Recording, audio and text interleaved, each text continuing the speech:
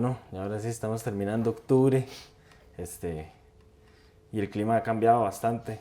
Uno esperaría que en este momento no tengamos las sequías por las que estamos pasando ahorita en la huerta, que nos ha obligado a poner el riego, ¿verdad? En estos meses, que uno no esperaría. Todavía nosotros hemos logrado solventar el problema porque tenemos un sistema de riego ahí relativamente barato, digamos, riego por goteo, que nos ayuda a hacer más eficiente el uso del agua, pero yo imagino hay un montón de gente, de campesinos y campesinas, que en estos meses no tener agua, digamos, les destruye toda la agenda que tenían planeado. Claro. O sea, uno piensa en toda la actividad económica, como estaba planificada el pequeño agricultor para el año, y cómo estas variables tan abruptas en el clima pueden estar haciendo un daño bastante grave, ¿verdad? Pero digamos, yo siento que también ni siquiera solo es el agua. O sea, el agua en sí ya es un problema generalizado para todos y todas, digamos, los agricultores. Pero también, digamos, está el problema del suelo. O sea, ya tienen un suelo totalmente, no sé, destruido. O un suelo que no guarda humedad, Sí. que no guarda agua. Que digamos que el agua en sí, la faltante de agua es todavía peor. O sea, se maxifica mucho más porque la agricultura como tal está siendo como muy pegada o muy intencionada hacia la agroindustria. Y esa agroindustria lo que hace es, en vez no sé, cometerle al suelo, más bien de cosechar suelo, sino más bien lo destruye. Y eso hace como que el problema del agua sea como una cuestión no solamente del agua, sino también de un suelo que no es poroso, un suelo que no guarda humedad, un suelo que no tiene la retención de agua necesaria para poder aguantar un verano. Y obviamente también, digamos, es una cuestión como complementaria el hecho de que tengamos, por ejemplo, un clima cambiante, o sea, un clima que no tenemos idea ya de cómo planificar, Más las condiciones, más las condiciones del suelo. Pero viene de lo mismo, o sea, viene de la destrucción del suelo también. O sea, ese clima como tal, cambiante, de que ya no es planificado o que ya no se puede planificar con la luna o con ciertas variables del clima. Sí, es de la destrucción del propio suelo. Del propio suelo. Sí, de hecho decía Jairo Restrepo que la agroindustria trata al suelo, digamos, como trata una fábrica de ladrillos a la arcilla. O sea, digamos, la arrastra, la mecanización, la exposición de las capas profundas del suelo cuando entran los tractores, ¿verdad?, de doble excavado, los tractores que van volteando el suelo, le exponen las capas profundas que rompen toda la estructura microbiológica, rompen toda la estructura del suelo, exponen la materia orgánica le empieza a dar el sol, entonces se quema la materia orgánica, luego vuelven a pasar tractores, cae la lluvia, cae el sol, se expone más el suelo y lo que se topan al final, digamos, suelos que hacen eso durante 10 años, 20 años, como muchos suelos del mundo hoy en día, son ladrillos. Claro. O sea, la porosidad y la humedad del suelo exactamente se construye totalmente distinto a como lo trata la agroindustria.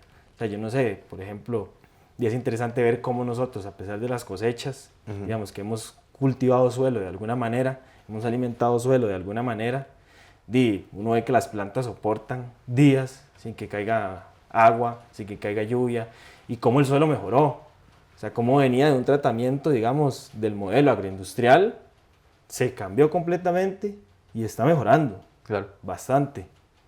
Sí, yo creo que eso es como la opción que lo muestra, digamos, ni siquiera como una cuestión de que uno quiera hacerlo.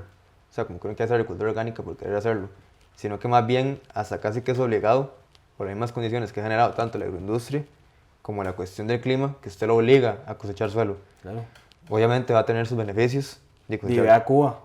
Sí, Cuba con el periodo especial. Exacto, fue muy parecido. O sea, Cuba no fue que dijo, voy a hacer agricultura orgánica, sino que Cuba se volcó a la agricultura orgánica como una cuestión objetiva de tener alimentos. Si no era imposible tener esos alimentos que y no es que tiene Cuba dejó de llegar fertilizante químico, Uh-huh. urea, dejaron de llegar los tractores y la maquinaria de tractores, dejó de llegar gasolina. En ese sentido, o sea, es como bien interesante, digamos, hacer el ejercicio para cualquier país de qué pasaría si nos quedamos sin llegada de petróleo, Ajá. sin llegada de venenos, sin llegada de fertilizantes químicos, ¿verdad? O sea, el periodo especial cubano es bien paradigmático y es bastante bonito, digamos, el ejemplo, cuando uno escucha a los agricultores y las agricultoras cubanas diciendo, es que nosotros no lo hicimos porque fuéramos ecologistas, o Claro. porque estuviéramos a favor de los bosques, o sea, eso nos fuimos dando cuenta después de lo importante que era eso, pero era porque no teníamos un fertilizante químico, teníamos que hacer recetas, tuvimos que aprender a hacer biofermentos, tuvimos que aprender a hacer lombricompost, tuvimos que aprender a hacer bocachi, abonos. Aparte, tuvimos que volver a los bueyes, tuvieron que volver a los bueyes. Y hoy en día, Cuba, digamos, soporta la embestida, por ejemplo, de un bloqueo económico de la mayor potencia del mundo, de las mayores potencias del mundo durante 60 años, con una población alimentada, con todas las dificultades que arrastra el pueblo cubano, digamos, sigue garantizando la alimentación a su población y sigue solventando esa agricultura y sigue desarrollando biotecnología. Son grandes aportadores en el desarrollo biotecnológico, que también ahí toca el problema de, ¿verdad? No solo se hace ciencia con grandes laboratorios. Sí, claro, de hecho a eso voy, porque digamos, hay mucha cuestión con este término como el mejoramiento de la semilla. Pero que siempre el mejoramiento de la semilla lo ven a usted como si fuera un transgénico. O sea, el mejoramiento de la semilla no es una cuestión como casi que orgánica, en el sentido de que la semilla está en el suelo, que es tratada de forma orgánica, que es tratada de forma en que la semilla se puede desarrollar totalmente y que además empieza a tener memoria genética del clima. Si vos la sacas y lo pones en un laboratorio, ese laboratorio nunca va a tener realidades, una realidad, digamos, realmente, ¿cómo le puedo decir? Como que realmente sea concreta. Sí, no es la realidad Ajá. a la cual la semilla va a salir a germinar. Exacto. El espacio de laboratorio, sí, poco se habla, digamos, por ahí hay artículos, hay documentos que plantean ese debate de cómo el espacio de laboratorio hace alteraciones genéticas a tal grado que, digamos, termina por afectar la realidad del suelo. Es decir, la planta se empieza a acostumbrar a una realidad de laboratorio, las temperaturas de laboratorio, condiciones de laboratorio, y más bien al final lo que le terminan entregando al campesino es algo dependiente a lo que se desarrolla en los laboratorios. Porque la vida es así de compleja, ¿verdad? O sea, empieza a construirse en función de la... Ahora uno dice, ¿hasta dónde hay también influencia política en eso, ¿verdad? O sea, claro. La necesidad de construir un mercado en el cual la semilla que se vende en el mercado ya depende en su totalidad de venenos y de insumos químicos de la propia agroindustria que hace la modificación transgénica. Sí, pero es que a nadie le sirve que un campesinado sea soberano o autónomo. O sea, a la agroindustria no le sirve eso, porque más bien va a perder su mercado. O sea, va a perder dónde colocar su producto. Y yo creo que ahí también es una cuestión que va ligado tanto a lo ecológico como a lo político, porque realmente no es como una cuestión como que usted quiera, o usted quiera simplemente, como decían los cubanos, hacer bosque, sino es que también una cuestión de tener hogar, de tener autonomía, de tener alimento sano, de poder quedarse en su suelo y de poder trabajar placenteramente. O sea, hay muchos temas más que solamente como de una biodiversidad o una cuestión ecológica. Sí, pasa por... O sea, lo interesante es cómo la biodiversidad, digamos que por lo general se ha vendido como un tema que no tiene relación ni producción económica, cómo se ha vendido que el bosque, por ejemplo, la selva, es contrario al desarrollo o al progreso de nuestras sociedades, digamos, y más bien la agricultura orgánica viene a demostrar totalmente lo contrario. Claro. O sea, los pilares sobre los que produce riqueza la agricultura orgánica son precisamente el bosque Y toda la biodiversidad. y toda la suelo, biodiversidad, exactamente. Digamos, biodiversidad microbiológica, biodiversidad vegetal, biodiversidad mineral, ¿verdad? Como los grandes ejes de la agricultura orgánica y cómo esos grandes ejes juegan en todos los niveles de una finca o una pequeña parcela orgánica. O sea, eso va como también a una discusión bastante profunda, que tal vez no sea aquí, sí, digamos, pero es una discusión en el sentido de que la rentabilidad vista desde ese sistema nunca es con la naturaleza misma, sino que más bien como destruyéndola o extrayendo la naturaleza como se genera ganancia o como genera rentabilidad. Digamos, aquí en la cuestión de la agricultura orgánica, la rentabilidad ni siquiera es económica. Aparte de que puede ser económica, también es una rentabilidad civil, política. O sea, es una rentabilidad que le sirve no solo al campesino, sino también al país y a la comunidad y a la misma sociedad como tal. Porque igual, volvemos a Jairo Restrepo, ¿cuánto le cuesta a alguien a la caja en Costa Rica un enfermo? Por todo, digamos, puede ser por el mismo trabajo, echando venenos, O puede ser porque consume venenos. O sea, ¿cuánto le cuesta eso a la sociedad? Porque sí, porque es muy bonito decir que sí, que puede ser más cara la agricultura orgánica, pero eso no lo está viendo en el conjunto. Sí, es que, Ajá. ese es un punto bastante bueno, porque la agricultura orgánica, exacto, la agricultura orgánica tiene toda la línea productiva Ujú. de costos, o sea, ella misma produce los recursos con los que produce sus abonos y produce y le da de comer a sus animales y le da de comer a sus gallinas y los abonos con los que se nutren a las propias plantas, o sea, hay un ciclo donde la mayoría de la energía del sistema alimentario viene de la propia parcela. O sea, no depende de la Claro. importación, del petróleo, Ujú. de los grandes sacos de venenos que vienen importados, sino que tiene la capacidad de producirlo ahí mismo. Entonces, obviamente, puede ser que en algún momento ocupes más espacio, Ujú. por ejemplo, para tener su zona de recolección microbiológica, para tener sus zonas estructurales donde evita la erosión, por ejemplo. Esos espacios que contempla la agricultura orgánica, espacios como la biofábrica, donde se hacen los abonos, Ujú. son espacios que en la agricultura convencional no existen, están sembrados completamente, como si Bueno, eso no fuera productivo, tienen toda digamos. una fábrica grandísima, pero no es biofábrica. Y que está contaminando a todo el mundo, que en realidad es esa fábrica de la Bayer, de Monsanto, pero no está ahí, en la parcela, tampoco la vemos. Sin embargo, sí está como todo un mundo atrás. Exactamente, o sea, Ajá. una parcela convencional Ujú. es ese terrenito más todo lo que implica la producción Ujú. del veneno en donde sea que se produzca el veneno, donde sea que se produzca el Ajá. fertilizante. Hay que sumarle a esa parcela el petróleo que Ujú. implica ese veneno, el petróleo que implica la producción de ese fertilizante, el viaje del fertilizante químico y del veneno al país, Ujú. más el tractor que lo aplica. Sume toda la cadena de emisiones de carbono, digamos. Sí, claro, y estamos hablando de que ni siquiera se está produciendo el mismo veneno. Se está produciendo algo que más bien genera vida. O sea, la biofábrica genera vida. O sea, todo lo demás, digamos, toda esa fábrica grande, industrial de venenos, está generando veneno, valga la redundancia. Ujú. La biofábrica, que es una fábrica chiquitita dentro de la pequeña parcela, lo que genera es vida. O sea, en todo sentido, digamos, yo me atrevería a decir que los estados deberían invertir en agricultura orgánica porque es una inversión realmente, porque madre, le quita un montón de costos a toda la sociedad y genera, no sé, genera pequeñas comunidades en el cual, digamos, la sanidad o un ambiente sano como tal le va a generar al conjunto de la sociedad beneficios por todo lado. No, y una inversión a bajo costo. O sea, Ujú. ¿qué cuesta hacer una biofábrica por pequeña parcela campesina que Sí, hay? claro. Una biofábrica por cada 10 campesinos y campesinas en una zona o en un barrio. ¿Cuáles son los elementos y los materiales que usa una biofábrica? Boñiga, cascarilla de arroz, restos de poscosechas, miel de caña, carbón, cenizas, harinas de rocas. O sea, son elementos que hay a gran disposición, que son muy baratos y que permiten producir la base alimenticia de una sociedad. O sea, realmente si entendemos esta realidad de la agricultura orgánica, de cómo produce riqueza a partir del carbono, digamos, de la propia materia orgánica que genera la vida, Claro. y cómo el ser humano, comprendiendo esa realidad de cómo el bosque produce energía, produce alimentos.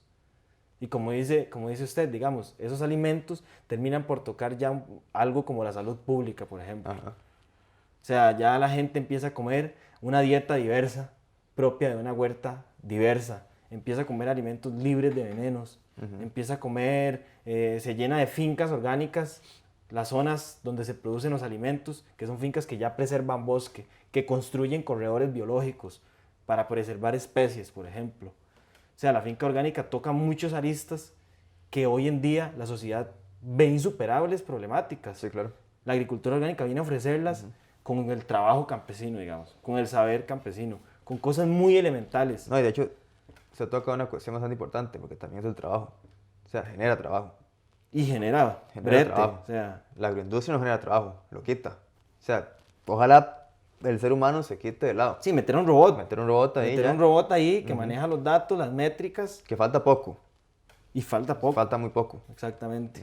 Bueno, y cambiando un poco de tema, eh, bueno, no sé si usted dice que ahorita está en boga la selección nacional, así ya como que es el tema probablemente por muchas condiciones, pero entonces el tema político, económico, social, y parece que está casi antes que las elecciones, digamos, antes de que ya las elecciones están encima. O sea, el tema de la selección yo creo que se las trae bastante, y sobre todo, digamos, cuando uno ve el peso, o sea, el peso de la crítica a la selección o al entrenador, o Sí, sea, el peso que tiene por ejemplo, el hecho de ir o no al mundial. O sea, es algo que, Sí, que se ¿verdad?, nos trae. genera una presión bastante, bastante fuerte. Y lo de la selección, digamos, yo lo quería empatar porque hemos venido hablando en torno, ¿verdad?, como el problema del fútbol. Y si el fútbol de alguna forma puede compartirle algo al arte, o de qué forma el arte conecta con el fútbol. Y yo ahí, digamos, quería sacar a colación como lo que pasó con el Bicentenario, ¿verdad?, que tuvo un espectáculo de danza y de artes escénicas, donde digo, uno espera, digamos, que sea una representación tal cual, no sé, digamos, se hacen unas olimpiadas. Digamos, como yo siento que la gente se hace esa idea, digamos, incluso yo, o sea, incluyéndome yo. O sea, la idea de que cuando íbamos a ver ese espectáculo estábamos viendo una representación, digamos, de un área del país, de un espacio del país que iba a entregarnos una calidad bastante alta de un espectáculo. O sea, yo leí, por ejemplo, uno de los directores del espectáculo poner un comentario en Facebook donde decía, tuvimos más rating que la CL, el arte tuvo más rating que un partido de fútbol, y sin embargo hay voces del odio que nos critican, ¿verdad?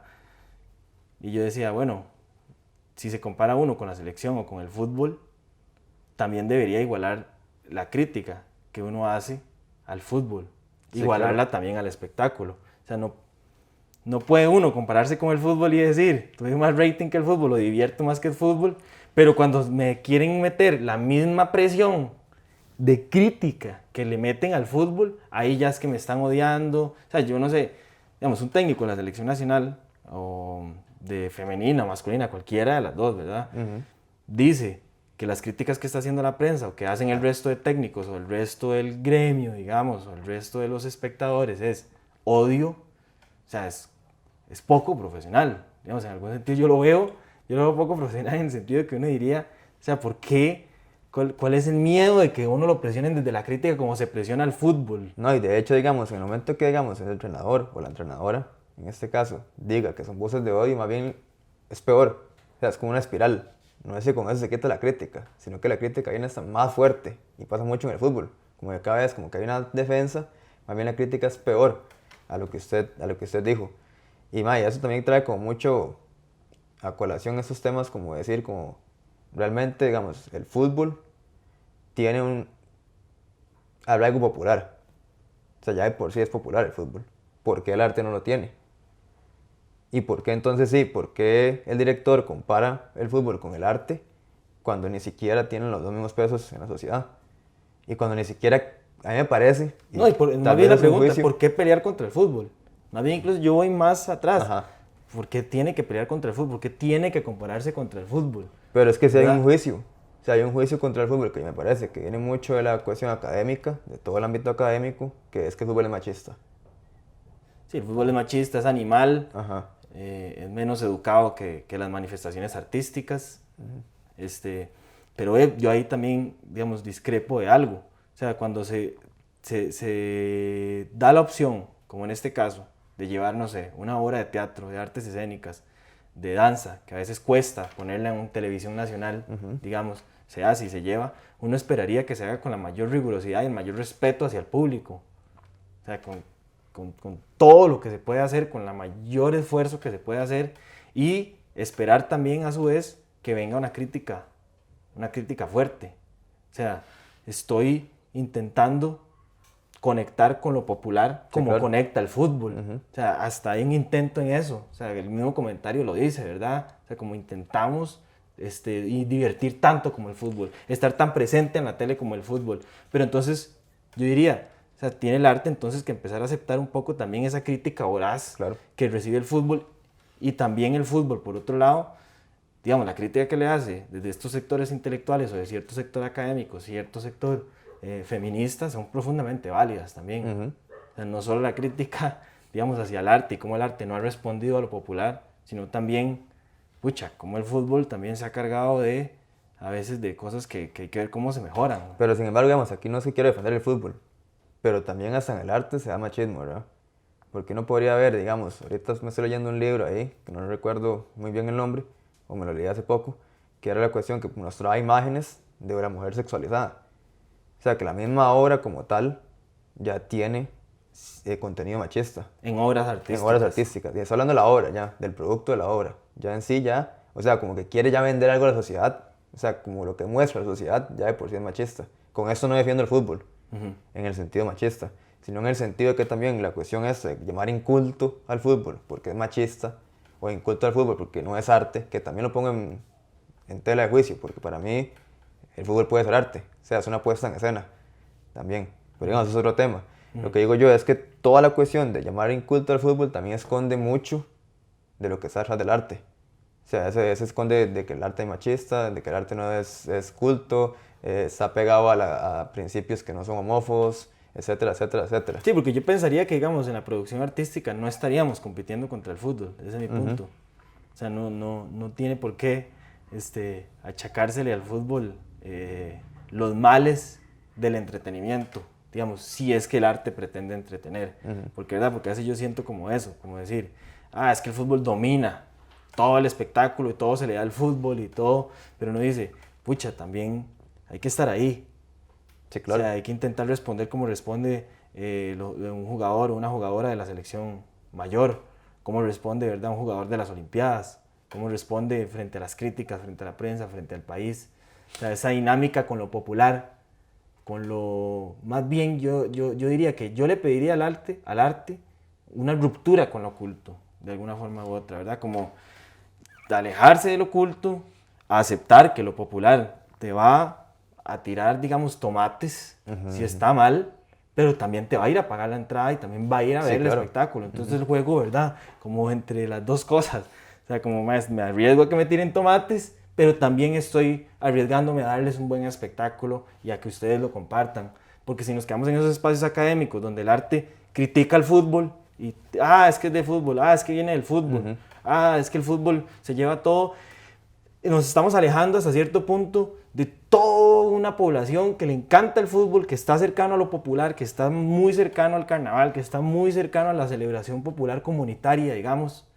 Y yo más bien, o sea, nutriría el arte de esa realidad del fútbol, ¿verdad? Como esa empatía que tiene con la gente, con las barras, con el espectador, con el seguimiento, cómo le dan seguimiento los aficionados del fútbol a los equipos, por ejemplo. Sí, porque también es raro, porque digamos, en la cuestión en el arte, muchas tendencias apelan a que la obra en sí genere placer, pasión o una experiencia estética que vaya mucho más allá de lo simple, digamos.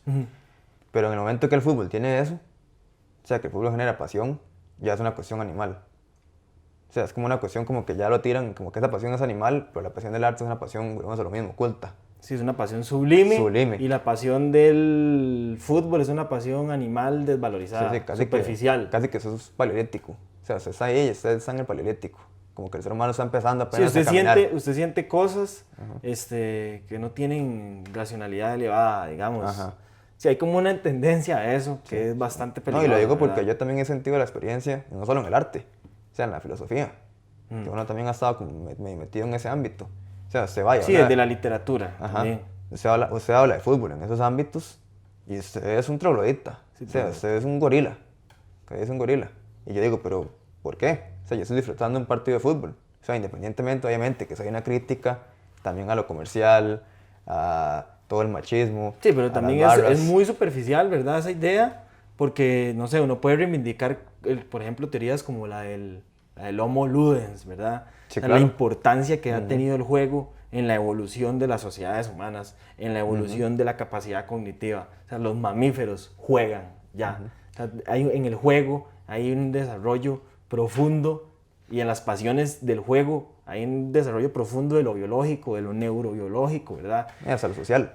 De lo social incluso. O sea, el juego es una forma de llevar la vida. O sea, en un grado tan elevado que es una forma de llevar la vida, yo no sé, con placer, digamos. Sí, claro. Más bien yo diría en el fútbol, vería algo muy humano, algo que intenta ser de hecho, muy digamos, humano tanto como el arte, digamos. De hecho yo siento que ese Homo Ludens que realmente ha existido durante toda la historia de la humanidad, ese Homo Ludens es lo que hace que el fútbol tenga tanto arraigo. O sea, no es una cuestión como que nada más lo quieren vender. No, es que el fútbol tiene algo popular porque es eso. O sea, porque es un juego, genera placer jugarlo, genera placer verlo, porque también yo, en cierta manera, soy partícipe de esa sociedad. Cosa que yo siento que el arte, al menos en la sociedad en que vivimos, se ha alejado mucho de Se ha alejado demasiado. Se ha alejado mucho. Aunque yo podría decir, por ejemplo, yo a Messi metiendo un gol, para mí es arte. O sea, cuando Messi se quita 9. Bueno, ya habría que hablar del concepto de arte. Ajá, sí, que es mucho más complejo. Pero digamos, en ese sentido, como tal, yo diría que coincido que el arte debería como quitarse un poco lo oculto, perdón, Ajá. contaminarse. Y también no crea, eso generaría también una crítica al fútbol de... Sí, de cómo hay espectáculos populares así de interesantes, como los que propone el arte, como los que propondría la danza, las artes escénicas, etcétera, la pintura, el performance, lo que sea, le haría una presión al fútbol. Al fútbol, claro. Forma. O sea, ¿por qué no haces tu crítica de una manera performática al fútbol, por ejemplo, en un parque? O sea, yo imagino que lindo, por ejemplo, no sé, que haya un crítico como de arte y que diga, este movimiento, no sé, o eso estuvo mal porque no te compenetraste bien con el movimiento de tu compañero o de tu compañera. Cuestiones así, digamos, como que el fútbol también... Sí, que diga, no me gustó esa escena. No me gustó esa escena, sí. No me gustó esa escena, no me gustó la intervención que hizo en el espacio, o sea, fue elitista. Y que te diga más, es elitista esa presentación y le hagan la crítica. Bueno, no me gustó, me sentí excluido de esa presentación que hizo. No comprende lo que intenta decir o comunicar, por ejemplo. Es que es muy jodido, man, porque digamos, en el sentido, si no está en la academia, si la academia no lo estudia, ya no sirve. Pero como el fútbol no está en la academia, no sirve. Bueno, yo creo que ya tenemos que ir cerrando, ¿verdad? Sí, es que ese tema se las trae. Se las Entonces, trae. Bastante... Pero de fijo lo vamos a seguir en siguientes conversaciones. Así que Okay. nos pueden La estar próxima. siguiendo para la próxima. Diseño y una conversadita filosófica. Limonada con hierbabuena. Café orgánico. Otras economías. Claro, Claro, matas medicinales, acá tengo. ¿Y si armamos un escuadrón de semillas?